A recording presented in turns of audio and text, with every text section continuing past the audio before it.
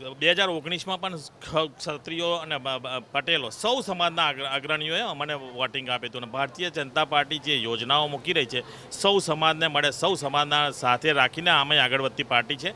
નરેન્દ્રભાઈ મોદી સાહેબના નેતૃત્વમાં લગભગ 27થી 29 ઓબીસો ક્ષત્રિય મંત્રી રહી ચૂક્યા છે અને મોદી સાહેબ દરેક સમાજને સાથે રાખી મંત્રીમંડળમાં પણ સૌ સમાજને સાથે રાખી મંત્રીમંડળ બનાવતા હોય ત્યારે આ રીતનું જે કોંગ્રેસવાળાએ જે સંકલન સમિતિ પણ કોંગ્રેસ પ્રેરિત છે, આપણે સૌને ખબર જ છે.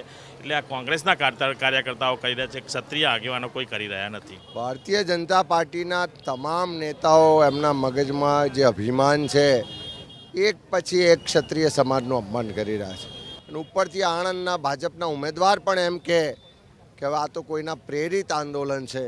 એટલે એમના મનમાં પણ ક્ષત્રિય વિશેનો જે દ્વેષભાવ છે એમણે અહીંયા આણંદમાં તો તમામ સંસ્થાઓમાંથી ક્ષત્રિય સમાજને નામશેષ કર્યો.